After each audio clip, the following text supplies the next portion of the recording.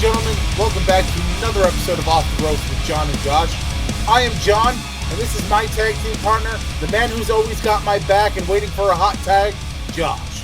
Yo, Josh, what up? how are you doing this week? I'm doing pretty damn good. You know, it's been real bitter cold out here lately. Dude, but it has been so cold, I'm wearing a hoodie. Yeah, dude, I hear you. I hear you.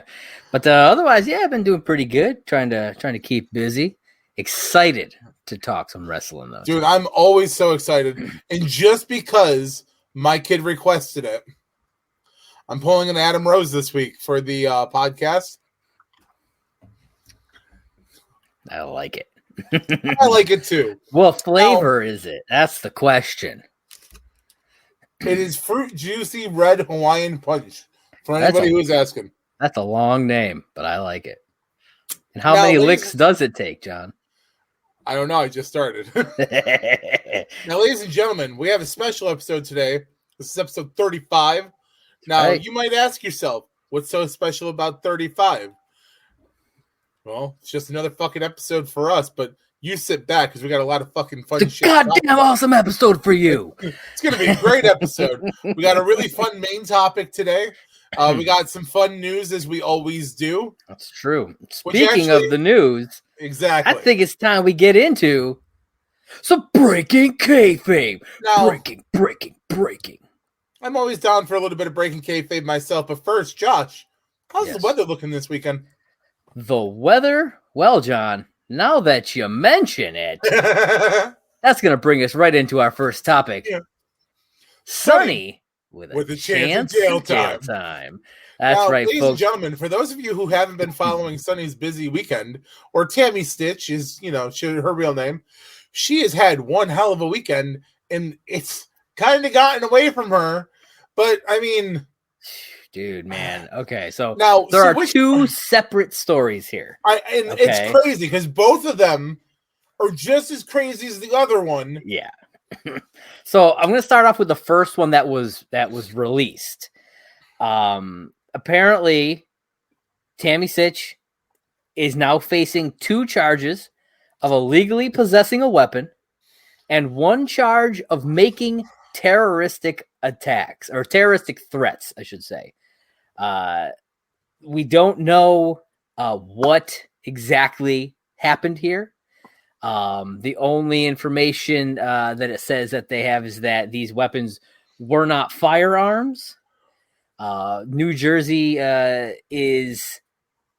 she's getting a 3rd-degree charge on the weapons possessions and a 4th-degree charge on the terroristic threats charge. So, dude, I want to know exactly what she did. First off, I don't know if they're going to release that or not, but I need to know. But it gets crazier, people.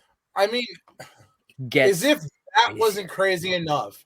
I literally sent this story to Josh, and then just today, it comes up again that she yet again was arrested the very next day for a whole other set of fucking charges. Yeah. And I was like, what the fuck? Apparently, this stuff happened before the other stuff. She apparently also threatened to kill, it says, threatened to kill her intimate partner with a pair of scissors. Yeah. Yeah. Now, okay. So, John, I need to hear all your thoughts on this craziness. I mean, I'm assuming it has something to do with, she just got out of jail. So I'm assuming it has something to do with, maybe he moved on and she wasn't happy to hear that. Who knows, man? Whatever's going on in her life right now, can we just take a second to, maybe apparently this needs more help than she's according to the story, the cops say that an officer witnessed the incident. It apparently happened as she was getting arrested, it happened right before they actually arrested her, and she appeared to be under the influence of drugs or alcohol during the altercation. So that is crazy. I mean, maybe she just needs some help right now. I mean, her life has been a downward spiral for years, and fans just make fun of her, and I mean they mock her, and I feel like every 6 months or so we get a story about her that pops up, and it's sad because like I just want one day, I just want one story to pop up that's something good, like Tammy Sitch cleaned up herself and is volunteering for the Boys and Girls Club. I don't know. You know what I mean? I just want one positive story. I feel like one of these days it's just going to be Tammy Sitch dead. That's what we're going to see. Like, sadly, you're 100% correct. Mm-hmm. I mean, people, again, as co-hosts of Off the Ropes, let's see what we can do. Let's reach out to Tammy. Let's see what we can do for Tammy. Yeah. I'm not saying throw her thousands of dollars because I don't know where that money is going to go. And I'm not going to try and advocate and say she's going to turn her life around if we reach out. But maybe we can reach out and help her clean her shit up. Maybe. You never know. One act of kindness can turn an entire person's life around. It's true.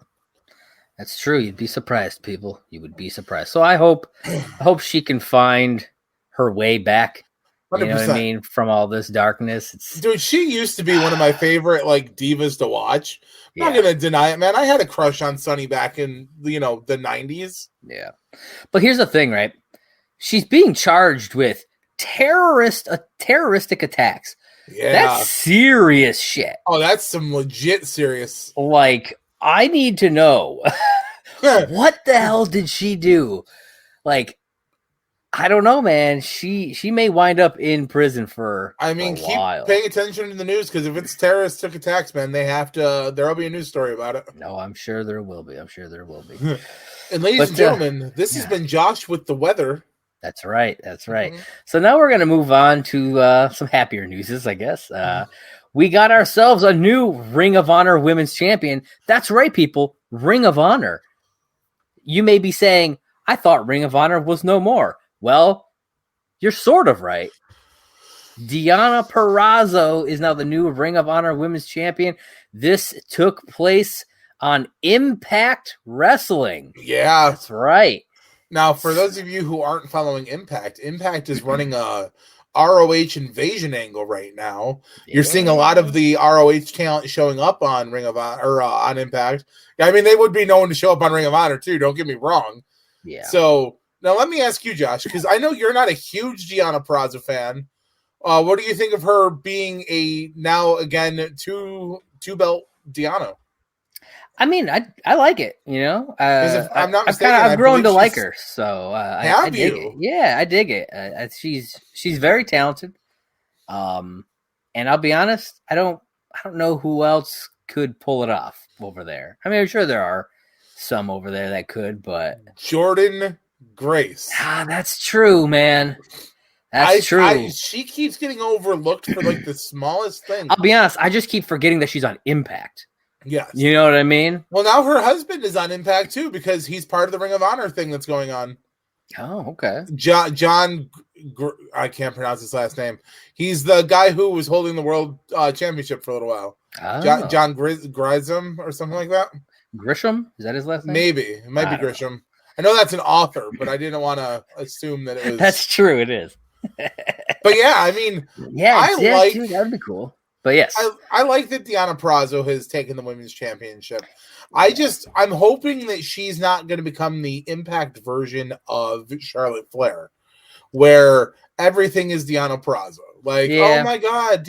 And originally, before I found out she won the Ring of Honor championship, all it said was Deonna Purrazzo claims gold on Impact. And I was like, I swear to fucking God, if she took the fucking Impact Championship off of Mickey before Mickey's Rumble appearance, I'm like, I'm going to fucking just not even give a shit anymore. And then I clicked on it and I was reading the article and I was like, oh, fuck, the Ring of Honor Women's Championship. Okay. Yeah. Yeah, I like that Impact is really leaning into this Forbidden Door stuff. That's what I really like about it, AEW could have really stepped it up and made this a thing. Yeah. But they dropped the ball because all they ever wanted to do was showcase Kenny Omega. Yep. That was it. That was really it. But Impact's like, you know what? We got this opportunity, and I think it's going to benefit them a lot. Well, I mean, there's a lot of decent talent to share out there. There's a lot of talent who, like, especially, like, I'm starting to keep an eye on NWA currently because of the whole Matt Cardona storyline. And when he's tweeting stuff about, like, some of these other territories he's in, I'm like, oh, shit, that guy's still wrestling? Like, what? One of the guys he's aligned with right now in NWA, Mike Knox. Oh.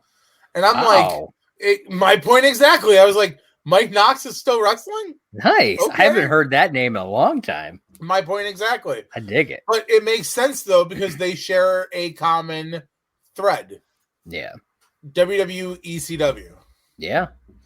You know? I like it. So I'm excited to see. I like it a lot. I'm excited to see how all that shakes out. But she's not the only person who picked up a title that was very unexpected. True statement. We got Matt Cardona, who you just recently mentioned, who is now the new ECW TV champion. Apparently, he went face to face with Rhino. Rhino put the ECW TV title on the line. And man. Now we know what you fans are thinking who are listening to this right now too. What the fuck are you two smoking right now? Because the ECW TV championship, and you'd be correct in thinking that, but we are correct that it has not been defended in 22 years. 21. Well, it said it was 2000. Yes, but I mean it was true, but I mean it was defunct in 01. Well, but he hasn't. The last time Rhino won it in 2000, I guess I should say. Last time anybody won it, I guess I should say instead, has been 22 years. Yeah, it's wild stuff. Now, what do you think this is like? How do you think this is going to shake out? You brought up the off screen. You had brought up the fact that WWE owns ECW and all that stuff, and so how will this how does this work? The only thing I can think of is I know when they bought ECW, they only bought certain aspects, which is why certain championships were never mentioned on television. Like, you never saw the ECW tag titles, you never saw the television title. So I'm wondering if when they bought rights in the catalogs and stuff like that, if certain things slipped through. Yeah, certain trademarks and stuff might have slipped through the cracks. Like how Taz can still legally use all the FTW shit. Yeah. You know, the FTW belt was recognized on ECW television, not as a promotional belt to be defended and stuff like that, but it was recognized as Taz's belt. Yeah. So, you know, but now like Taz is throwing that around in AEW and stuff like that. So I'm wondering if certain intellectual properties or like public domains shit where like, hey, it's okay if you use this belt because nobody else cares. Yeah, I don't know, but I'm interested, and I think it's just a cool little thing for Matt Cardona to hang his hat on. While we're talking about this story, though, can we just talk about the gore that Chelsea Green took at the hands of Rhino through a fucking door? Dude, man. Like, I don't know if you saw that. I don't think I would ever want to take a gore from Rhino just in general, let alone through a door. Did I send you that clip? No, but it was on the things. Yeah, like and then Matt tweets and he's like, Chelsea, why didn't you move? Like, I'm like, damn, bro. Oh my god, that's hilarious. He has some of the best storylines going on right now, and he credits like.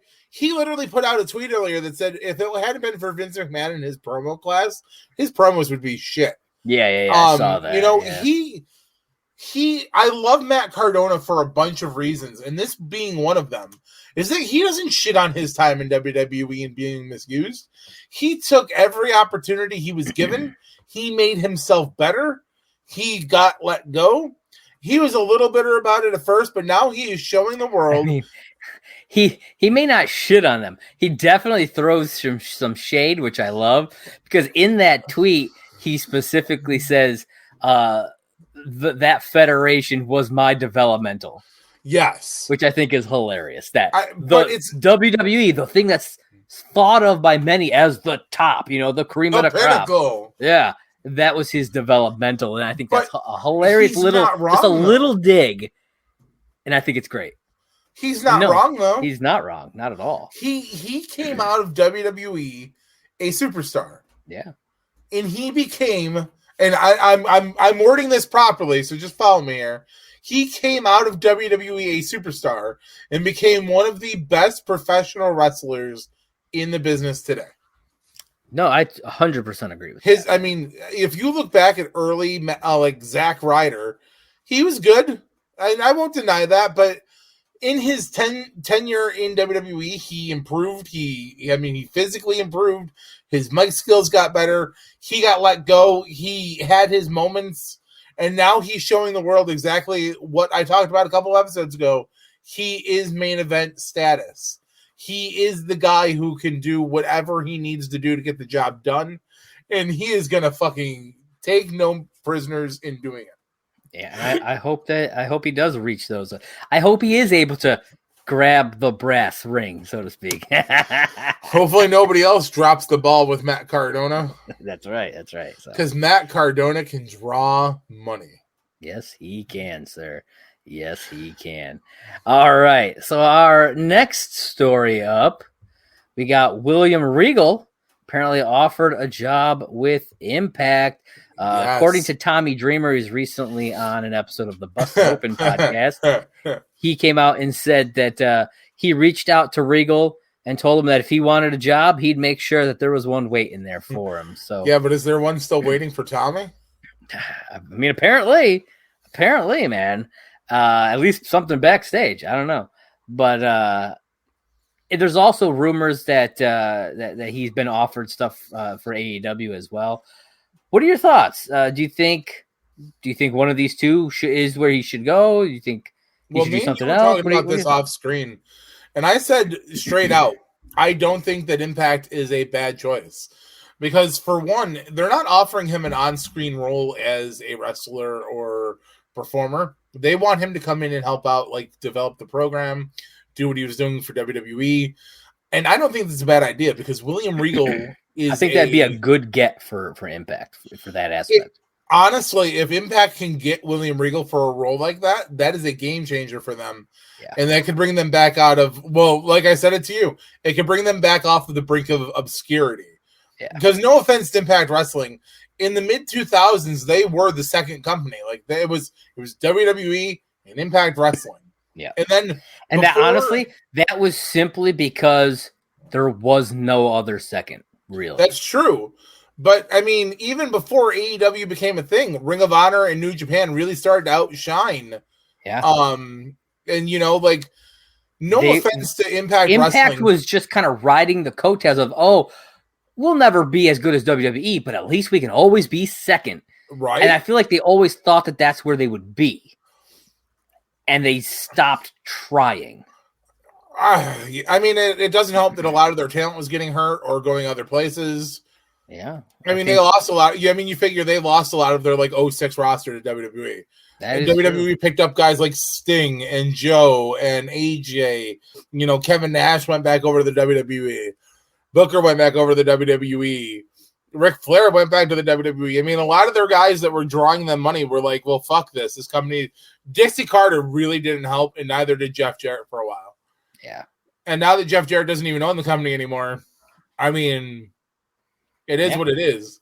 But then AEW took a foot, and Impact Wrestling really became down the hill. And they were trying. They have talent over there that could get them to the next tier and put them back in the place of second. But you have so much obscurity to overcome where you've got this talent and you keep ignoring them. You have talent like Chris Sabin, and you've got guys like Eddie Edwards and the Jordan Graces and the Alicia Edwards, and you've got people who could push your talent. You've got guys who can do shit that other people can't, and yet you don't do anything with them.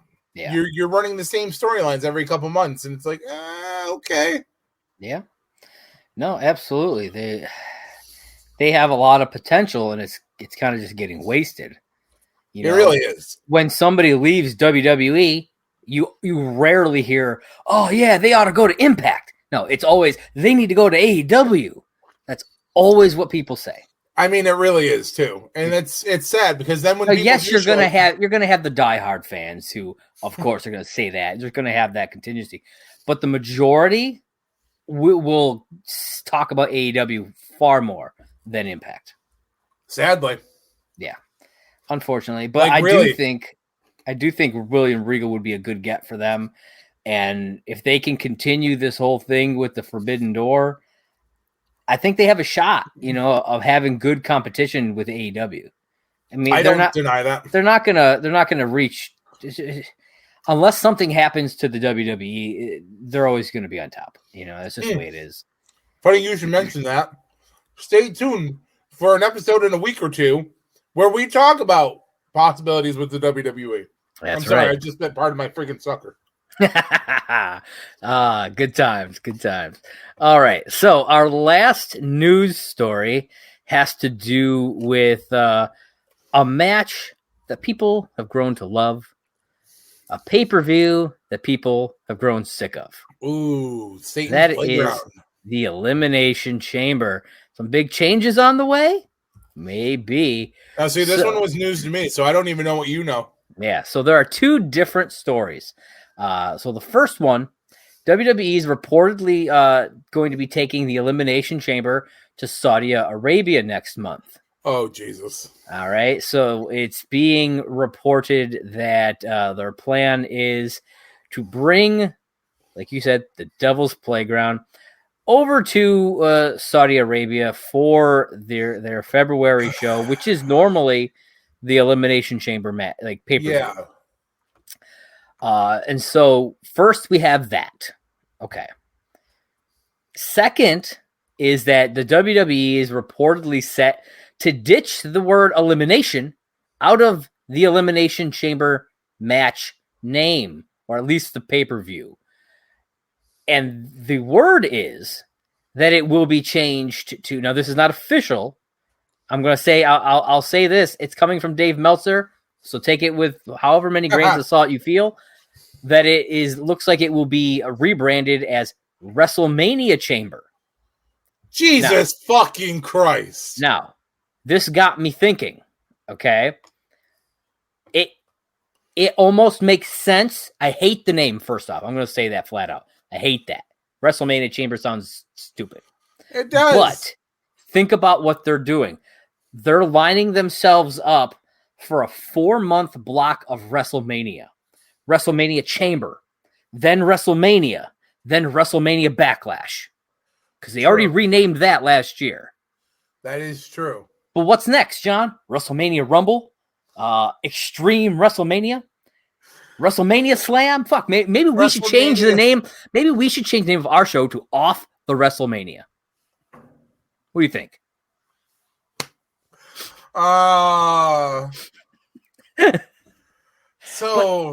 But yeah, so Elimination Chamber stuff happening, man. First, honestly, thoughts on the name change. I want to hear that. Fuck the name change. I have always liked the name Elimination. For those of you who don't know, there are only certain few matches I ever wanted to participate in. This is one of those matches. I feel the kind of wrestler that I was, I could have flourished in a match like the Elimination Chamber. I'm the kind of guy that would have done something stupid and something crazy and something fucking memorable, and I probably would have shortened my fucking career by like 10 years in that match. That's probably true. But I'll be honest, I think I would be embarrassed, like, oh yeah, man, I was in the WrestleMania Chamber. Right? Well, it's like, do you remember the year that they tried to make the Extreme Elimination Chamber and that fucking backfired? That's true, but I feel like I'd prefer that over this. Well, that's what I'm saying. Like people thought the Extreme Elimination Chamber was shitty. Well, here you go, people, when you thought it couldn't get any worse. Yeah. Now, my question is, are they only going to change the pay-per-view name? Or is the actual match going to be called that too? Because it's trash either way. But I mean, it is absolutely. You might as well just call it Trash Wrestler Chamber or something like that. Trash the Chamber. I like it. Trash the Chamber. Yes. Damn. Chamber Dumpster. I don't know. Chamber Dumpster. We're just going to call this whole thing Dumpster Fire. So anyway, what about them doing that show then in Saudi Arabia first this off, year. That's a horrible idea to do that show in Saudi Arabia anyway, because that means we won't get a women's chamber this year. Nope. Because they only allowed 2 women to wrestle on the chamber, and even if they do allow women to wrestle on the chamber, they make them edit all their entire gear and everything, which means, I mean, it just Look, I want to say so much about this. I'm but assuming. It makes me sound... I'm assuming that the I think he's a prince or whatever, the guy who runs the joint over there in Saudi Arabia. I'm assuming he's like, Vince, I want the Elimination Chamber. But I want my show's pay-per-view to have the WrestleMania name. I would not be surprised if both things are linked to So him. Here we go. The WrestleMania Elimination Chamber consisting No. It's just the WrestleMania Chamber. Or sorry, the WrestleMania Chamber consisting of The Undertaker, Goldberg, John Cena, The Rock, Hulk Hogan, and Hulk Hogan. Dude, don't be surprised if something like that happens. It would probably be big. Yeah. I mean, you're talking probably Goldberg, probably Bobby Lashley. Don't be surprised if Roman Reigns is in this thing. Even if he's got a title, I don't think it will matter. I really don't. Maybe Big E. I don't know. I'm trying to think who else he loves over there. You know, I don't even know. I'm just here so I don't get fined. Fuck. I have nothing more to say on this conversation. Otherwise, I come off as like an extreme, like, bigot, almost semi-racist, and I can't have that. It's fair. That's fair. I don't like that. I mean, I don't like that guy anyways because he's a fucking murderer. So well, I'm just putting that out there. I mean, to change the Elimination Chamber name it's stupid. That is. To want to put it on your show and then you can't do things in Saudi Arabia the way you can here in America. Mm-hmm. I love the fact that they had been doing a women's chamber match. Yeah. And not being able to have that sucks. Well, if that's what they're doing. Every time they go to Saudi Arabia, it sets the women's matches back. Like the women have to do double the work to fucking. You know how you mentioned, come back in a week or two for a topic. I got another show that I've already set a topic for, and it has to do with the women's division because it's fucking WWE's women's division is essentially nothing anymore. Yeah, and it's ridiculous. Yeah, there's a lot to say about that. There absolutely is. See, ladies and gentlemen, we're trying to give you better topics. Yes. And we're trying to make this a better show. Yes. Get more also, to you. Also, while we're just talking about shit still, Josh found some old interviews with some wrestlers that we're going to release here and there. Get you guys some extra content. Yes. Don't mind our kind of green interviewing style. We were fucking young. We were. These things are old. We were in our 20s when those got filmed. Yes, we were. But it was fun to rewatch, so we'll definitely be sharing all of that. But in the meantime, that takes us out of Breaking Kayfabe and into the main show. That's right. We're into the main show for our big topic of the night. Hell yeah. Getting the DX out of NXT. That's right. I'm sure a lot of you have heard the rumblings. People have been jumping up. We've been talking about it for months. I see what you did there, man. The rumblings. With the rumble right around the corner. About Triple H essentially being cut out of everything. I mean, not even him, his people. I know, but like the news stories have been very specifically targeted on Triple H. Yeah, because that's the big name. That is the big name, and we've been talking about that for months. Oh yeah, like we talk about it during the Breaking Kayfabes and shit with all the releases and everything. The releases we talk like all these past releases when we started, especially when it was like all these NXT releases. Then when they revamped NXT and then cut more people, and there was a pattern, you could tell they were getting rid of the people and the things about NXT that Triple H made Now, popular. I'm not trying to like point fingers or spotlight anybody specific here, but who called this out months ago? Who was the first one to? No, motherfucker! I pointed at that. I was like, "This is what's going on." Yeah. And at first, you were like, "No, it's just a coincidence." And then more and more as it unfolded, but then it started being way more obvious. I was like, "Well, shit."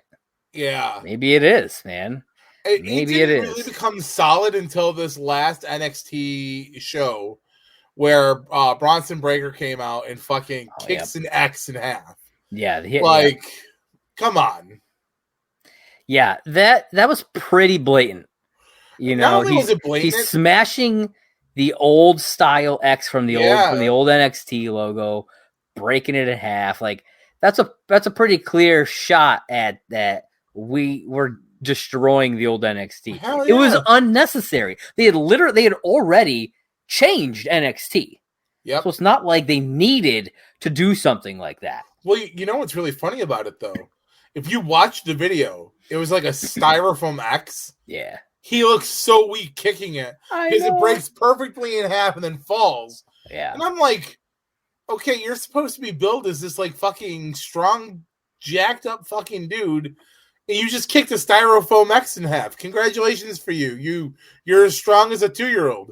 Yeah. And I feel bad for him because like, oh yeah, that was an order from backstage. I feel like, he's got some damn good potential, and if he's getting made to do shit like that, like, now, I don't know, man. When we say we're getting the DX out of NXT, Sean isn't doing any of the backstage shit as much as he was. Hunter is obviously not part of NXT at all anymore. They got rid of Road Dogg. They got rid of Road Dogg.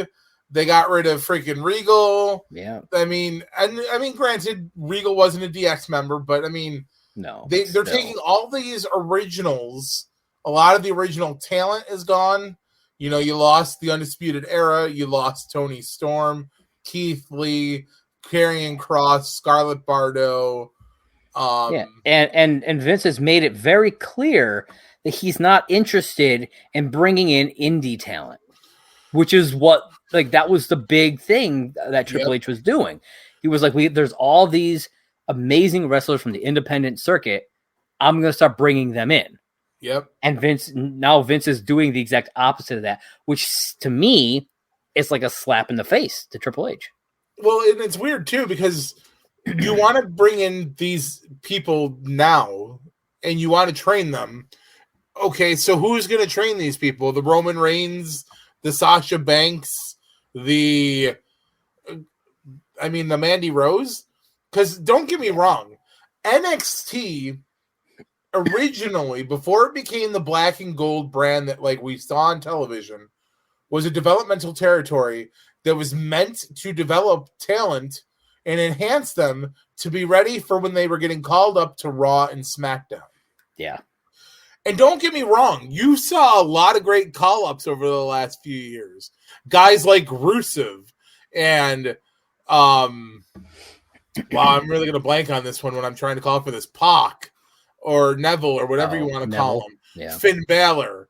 Yeah. A lot of those guys like Sami Zayn and Kevin Owens.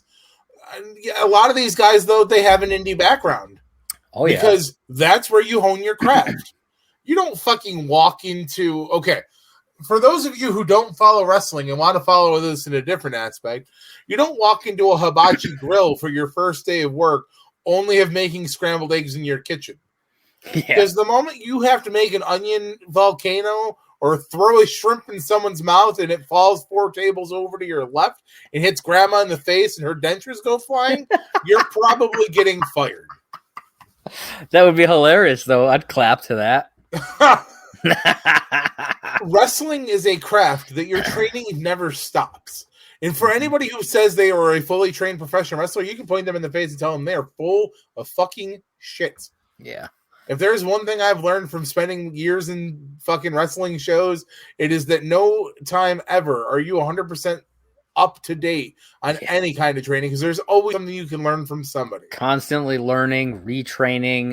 It's an all the time thing, man. I mean, there were so many great times where we got to pick the brain of people from like yesteryears. We once had a interview with Tatanka, and let me tell you, that man told stories that would have fucking made a sailor blush. Dude, he was awesome. He was phenomenal.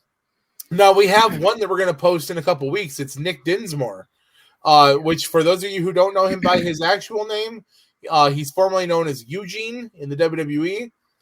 The interview we got with him was a phenomenal interview. It was one of the best interviews we had ever done, even as green as we were at the time. He was just really chill. He was really down to earth. He gave us a solid interview and a bonus question. Yeah. Because at the time, we were still doing what we called 3 questions with. Yeah. And I can remember him being so kind where we got our 3 questions, and I was like, look, I got to ask one more question. And he was like, yeah. And I was like, there's this rumor that you wrestled with Chris Benoit. Can you tell us what Chris was really like? Because I know I talk about this a lot on this show, but I was a Benoit fan. Yeah. I loved Benoit. His answer, like just watching the way he talked about him, it got me just when I was rewatching it. So I'm excited to share that one with everybody. So it'll be honestly, I haven't seen that interview since we did it, so I can't wait to see that interview. Yeah. It's gonna be good. And he was just because if I'm not mistaken, I'm the one who asked him most of the questions that. No, yeah, you were the one asking all the questions. And I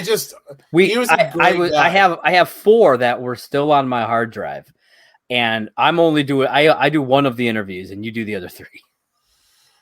Yeah. Do I really? Yeah. Oh wow.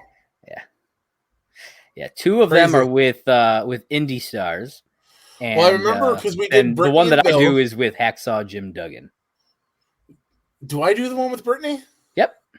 Oh yeah. I don't remember because it starts off with Bill Collier. Yeah. And so those of you who watch AEW right now, you should know who Bill Collier is. Big time Bill Collier. Well, we got him in this video long before his AEW time.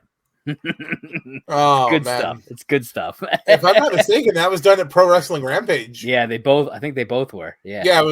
Yeah, because it's the same show. Okay, yeah. It was literally like we asked him, and then he ducks out on us, and then we get Brittany. Yeah. And then I'm talking about because we also interview Marcus Knight. Oh, I forgot about Marcus. Wait, I do that interview too? Yes, you do. Because then you ask him what your guys' tag team name would be. Indecent Experience. Yeah, buddy. It's good. It's good. I'm excited to share all these with everybody. But anyway, forgot about Marcus. Back to Triple H and all that shit. So yes. Okay, so we love the indies, obviously. I mean, I'm not going to be the guy who's going to tell you who wrestled who at Wrestle Kingdom 14. Yeah, I know. I try to follow as much as I can. There's a lot of wrestling to follow. Dude, there's so much. I mean, I can't keep up with it all. I apologize. I don't think anybody really can. Not really.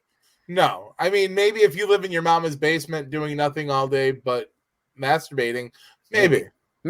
We can't. Even then, that's that's a lot. So when all these releases started happening and it was budget cuts, it was one quote unquote budget cuts. Yeah.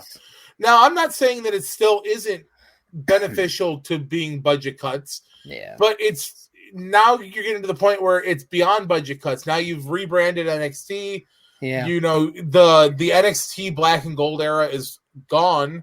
Essentially, the thing that really, for me, put the nail in the head of what is happening here, it's not just that they were getting rid of all this talent that they had, but they're getting rid of their trainers and their coaches and stuff. Yep. Scotty Tuhati bowed out. Yeah. Okay. So we've got, where is it? Scott Armstrong, who's a former referee who turned producer. Then we've got Brad Armstrong, Chris, Ace Steel guy. He was a coach. He was CM Punk's original trainer. Yeah. Then we've got, let's see who we got. Kathy Allison Danger Carino, trainer and sister of Steve Carino. Steve Carino. You know, I think it was last month or the month before, or last episode or the episode before, we talked about how there were two NXT guys who were like on the bubble. Yep. It was Danny Burch and Timothy Thatcher. Yeah, and both of them They both had transitioned to trainer and coaching roles, and then they got released. Yep. So, I mean, it's like, it's not just wrestlers. It's like the trainers and stuff that Triple H was bringing in to shape these people. Like, they're doing a full reboot, essentially, of NXT, of the product, of WWE. With still the wrong number, though, on it, too. This isn't 2.0. This is still at least 3. Yeah, it's at least 3, because 1 was the game show version. Yeah. 2 was then the black and gold. So here's my next question to you while we're talking about getting the rebranding and everything.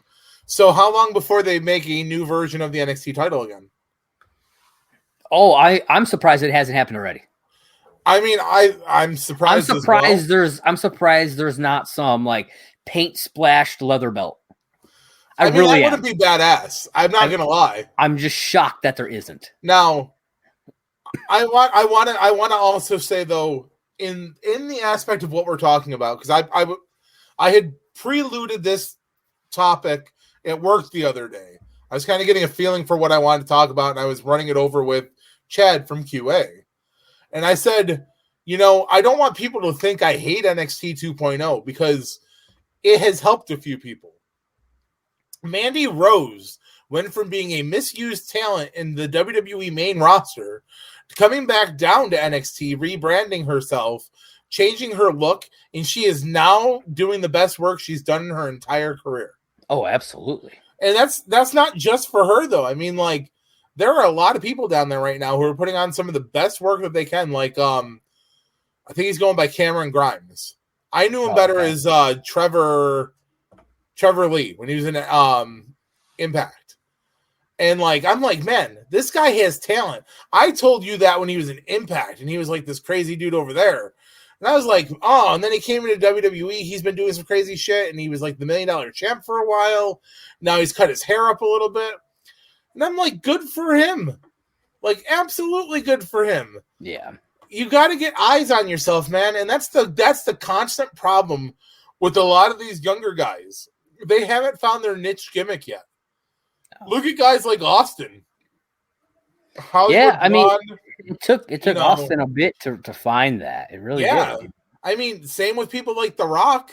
Yeah. Rocky Maivia, and then he transitioned into like the whole Nation of Domination thing. John Cena. Bray Wyatt. Yeah. Batista. Yeah. Remember Deacon Batista? Batista with Devon Dudley? Oh, yeah. I mean, you can say that. Look at the Hurricane. Shane Helms, Gregory Helms did nothing for himself. He tried so hard. Yeah. He was a multi-time cruiserweight champion, and then WWE was like, "Oh, here's this Hurricane gimmick," and it fucking took off. Yeah. Now, I love the NXT. Like, I love what they're doing, and I think 2.0 has potential to be great. It just really sucks that it's at Hunter's expense at this point. Yeah, and the thing that I worry about is like you're losing all of your like the mega talent that has really made NXT shine over the last few years. Yeah. Like you said before, the entirety of Undisputed Era is gone. No, all of one's them. Left. Oh, I thought they all finally were gone. Roddy's still there. Oh, is he? Okay. As of right now, he hasn't left yet.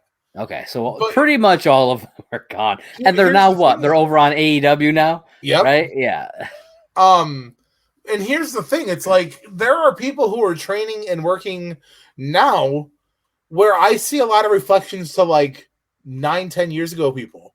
Like Cora Jade. She reminds me a lot of a young AJ Lee.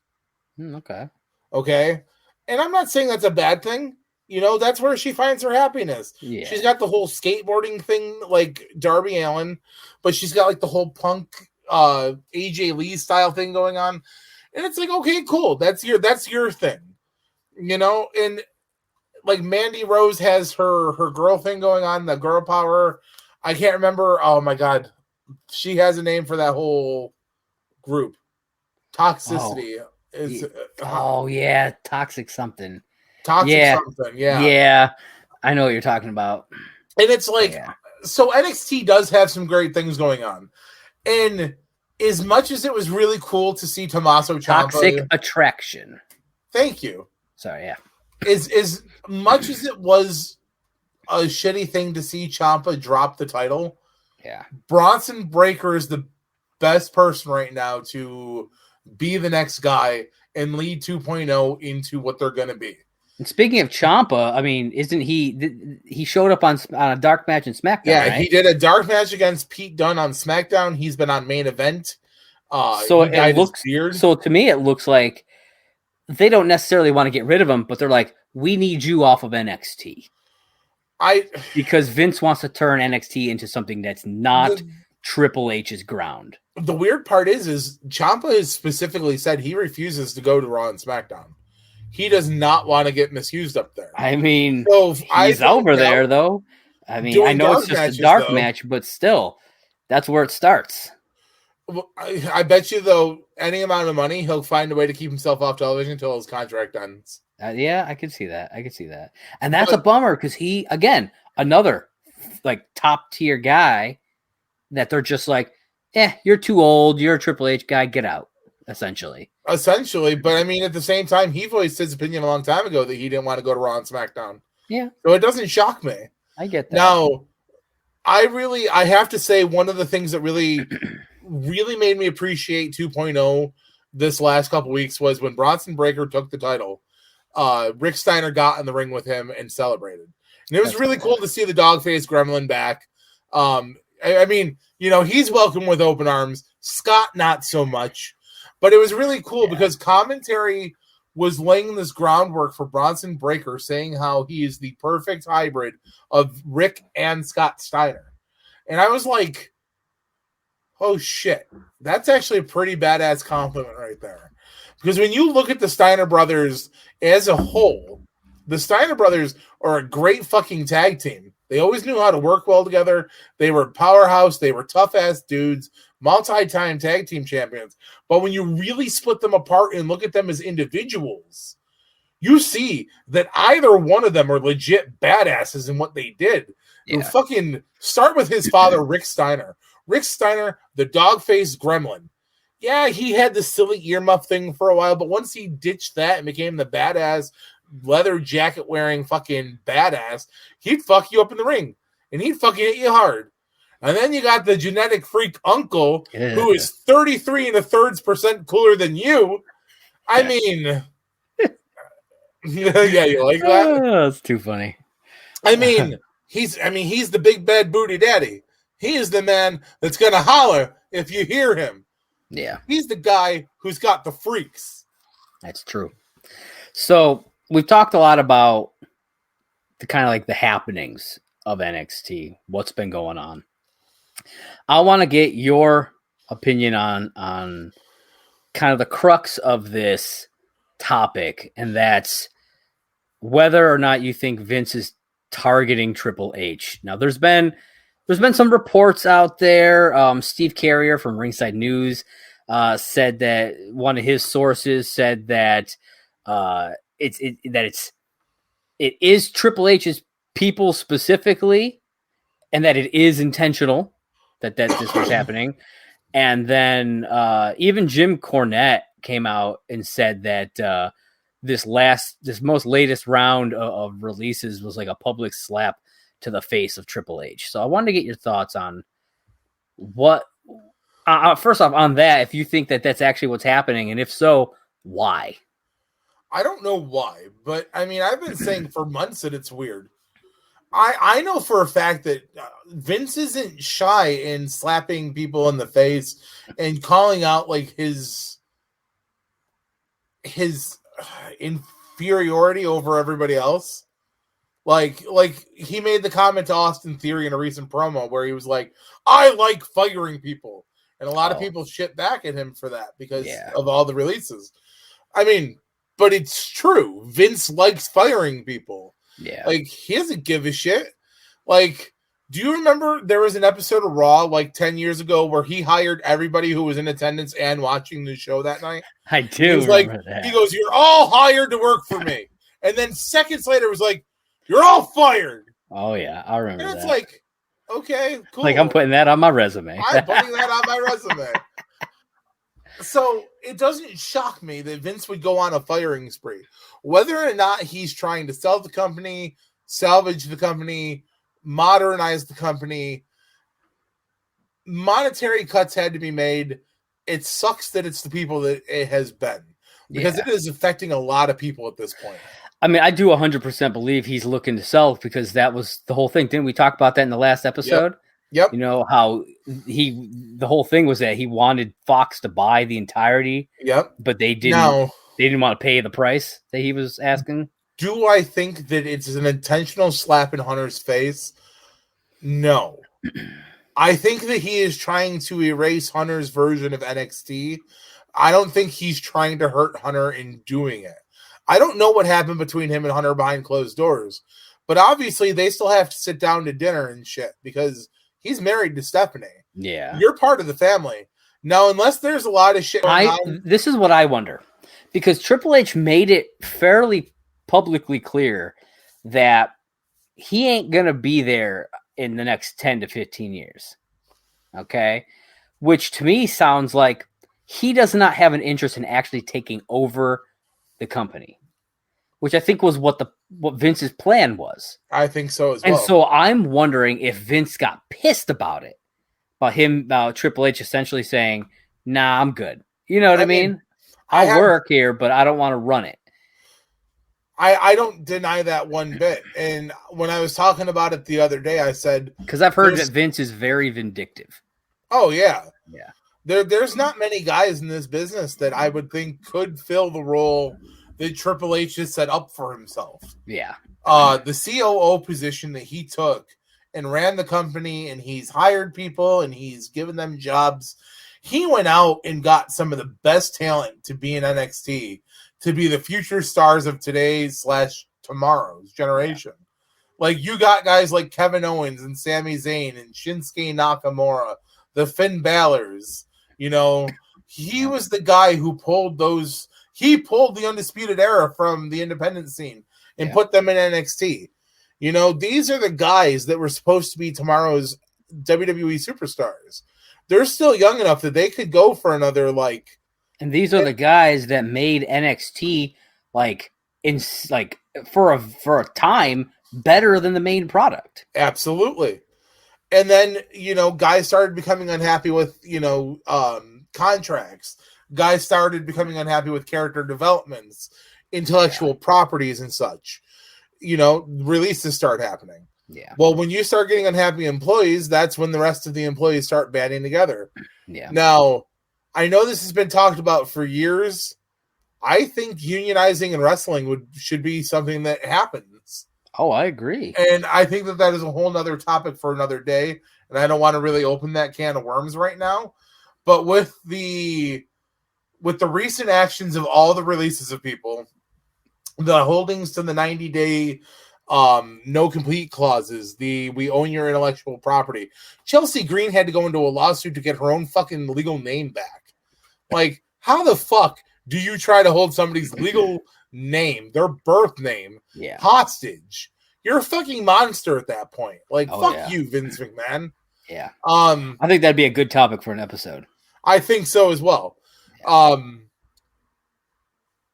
But I don't think that Hunter has bad blood against the WWE. I think this is just a personal choice. And I think in the coin flip of that, Vince didn't know how to handle it. And he's just doing what he thinks he has to do, which is get rid of Hunter's version of NXT, get rid of much as his talent as you can, and do what a lot of other companies have tried to do, and some have succeeded on. AJ Styles was a homegrown talent in TNA, man. He was a nobody before TNA got a hold of him, and they made him a fucking superstar. Yeah. You know, guys like Sting, he was nobody before, like, the NWA and shit like that. And then fucking WCW and shit built him into the icon he became. Ric Flair, synonymous with the NWA territories and stuff like that.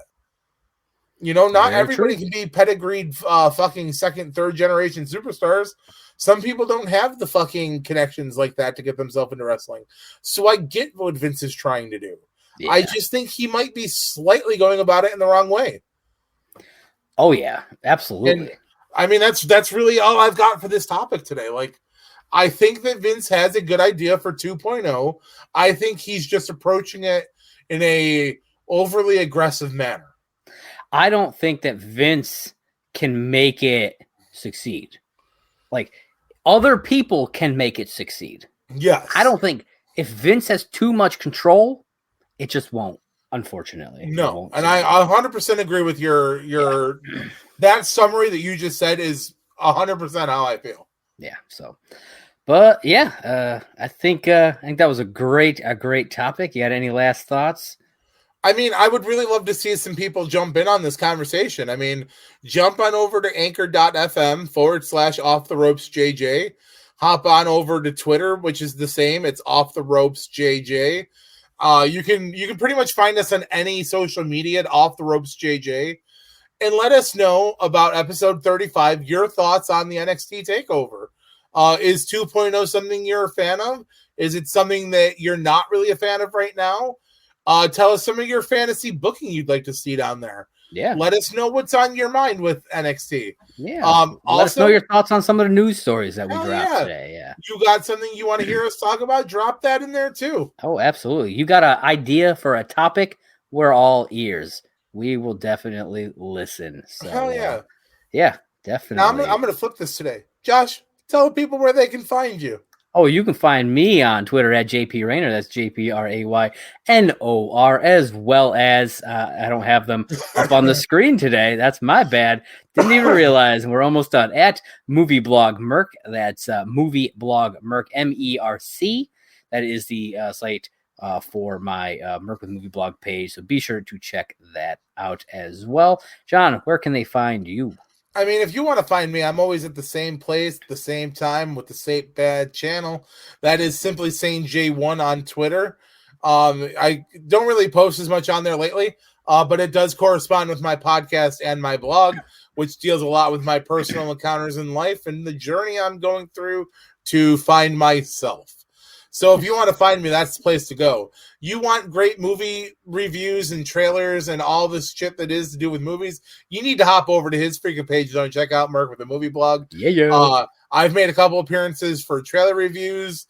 We've done The Matrix. We've done Ghostbusters Afterlife.